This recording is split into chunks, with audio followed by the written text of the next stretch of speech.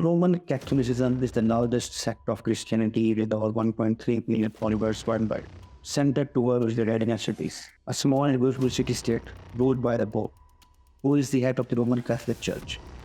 Today, the Pope is the spiritual leader of more than a billion people.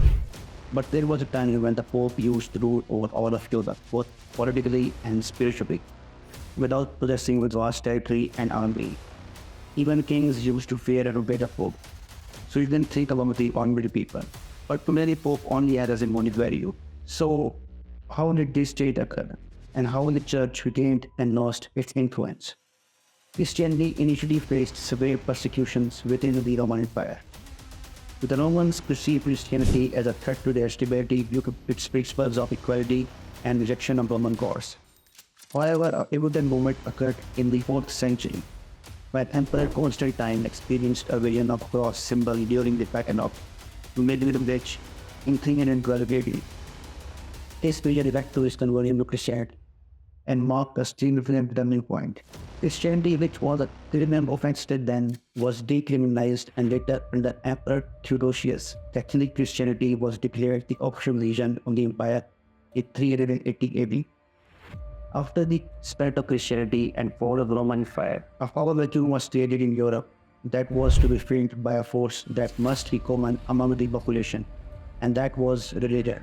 The papacy began from Pope Gregory I, also known as Gregory the Great, who defended Rome from Lombards' invasion in 6th century and brought law and order in a lawless land after the fall of Roman Empire. When everything was disarray, the Catholic Church emerged as a beacon of unity. The Church claimed authority from God through Jesus Christ, with Saint Peter as the first Pope. Interpretation of the Bible was left to clergy, hence the Church got the authority to create laws for Christian souls. In 756 AD, Pepin the Short, king of the Franks, invaded Italy. He freed Rome from Lombards' control and gifted large regions of Italy to the Pope. This act marked the rise of the Papal States and bestowed unprecedented power upon the papacy. With time, the missionaries successfully converted various tribes, including the Lombards, Franks, Goths, Anglo-Saxons, Huns, and Slavs to Christianity. Furthermore, only was Charlemagne, as the Holy Roman Emperor by Pope Leo III in 800 AD, showed the start of intimate relations between the rulers and the church. This event symbolized the amalgamation of church and the state in medieval Europe. The people of medieval treated the Catholic Church as the most important factor in their lives. The Roman Catholic Church, using this emotion of respect, obliged people to pay 10% of their earnings, commonly known as tithing, to their churches. This became a main source of income for the church, and wealth accumulated through tithes, donations, and fees for services like baptism and marriages made the church independent of other kingdoms. Despite its income, the church was exempted from taxes, making it more powerful than kings of the time. Church was also seen as the reason why Europe was peaceful, as the church was viewed as an intermediary when conflicts arose between the states. The church in the Middle Ages demanded absolute acceptance of its authority, with dissenters facing severe consequences. The monarchs were expected to respect the Pope, and the clergy pledged allegiance to the Pope over their king. The fear of excommunication by the Pope, which could prevent souls from entering heaven, ensured obedience to the Church. But even after all that control, the Church saw its downfall in its influence because of many reasons which we will know soon. The fall of the Church had two main results: crusades and indulgence. Crusades were military campaigns sanctioned by the Church to reclaim Jerusalem from Muslim control. And indulgence were a ticket to heaven given after a price. Early Christians in Europe thought that the Church would be successful in crusades as God was on their side. But defeat and being unable to recapture Jerusalem damaged Catholic Church so much that when Pope called for a crusade to conquer back Constantinople and liberate Hagia Sophia in 1453, it was not answered with enthusiasm by Europeans. Furthermore, Catholics believe that Pope is the only way to reach heaven and atonement for their sins. For that, sinners would go to Pope for salvation, and salvation was given after payment. This was known as indulgence. The staff of the church started charging queues and queues of ordinary people. The church even calculated the time which one was spending purgatory, and they were in thousands of years. So more money meant a better ticket and a direct ticket to heaven. Even tickets for the dead were sold, but of course at a price. This increased the debt of church, which used this money to create green-inspired art, churches and lifestyles of fathers. However, poor people started to think that only rich people could go to heaven by using this money, which is against Christian beliefs. Moreover, church power was also challenged during Black Death pandemic, when it could not stop the plague.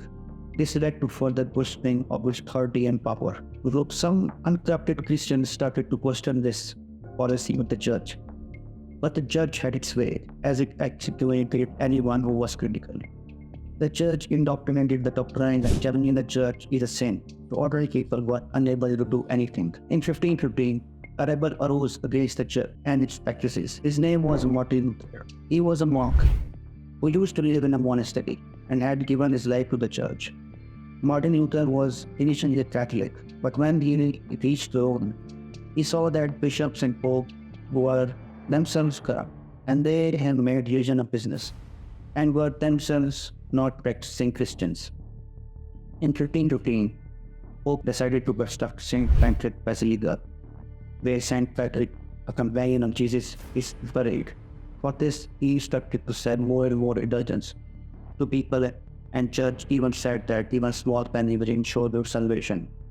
This activity made it clear for Martin Luther that the church is heading in the wrong direction. He challenged the church with logical arguments in his 95 Theses, as it had 95 arguments. He argued that Pope cannot do anything for salvation, as it's only the authority of God to give you salvation. The church excommunicated Martin Luther, but due to Gutenberg's printing press, his ideas spread rapidly, especially in his country of Germany. In 1530, the Pope ordered Martin Luther to come to Rome and face punishment. He refused to come and was excommunicated. His writings were made illegal. Martin Luther also initiated the translation of Bible from Latin local languages. In 1546, he died. But his reformation did not stop. People started thinking critically, and new ideas started coming. Writing of Aristotle, Socrates, and Greek philosophers were made available, which was illegal during papacy. The Reformation era installed the idea of nationalism, nation-states, son of soils, and democracy, which grew stronger with time. After the Reformation, sect was no more important than nationality, and many states created churches without influence of rulers, just like Church of England. The last global church occurred during the Peace of Westphalia in 1648, which ended the 30 Years' War and marked a shift away from religious conflicts by recognizing state sovereignty and religious freedom. The Enlightenment era in the 18th century saw figures like Voltaire challenging religious authority. The French Revolution further weakened church authority with the introduction of Constitution in 1790, leading to state control of French Catholic Church. A gradual secularization and modernization of societies is amplified by declining religious services, attendance, and impact of centric thought like Charles Darwin's theory of evolution, further eroded religious beliefs. In the ending times of church authority, church had influence over some Italian city-states and Rome. But in 1870, Italy attacked and merged these states into Italy, which were under papal control since 1756. But after 50 years, the church was given a small state to rule in 1939 by Benito Mussolini, on the condition that church agreed to give up its claim on Italian city-states, and Italy would give Vatican City to Pope to rule freely. But this does not mean the Catholic Church influence on spirituality has gone, as it's the largest sect of Christianity, and many believe in Pope's authority and guidance even today.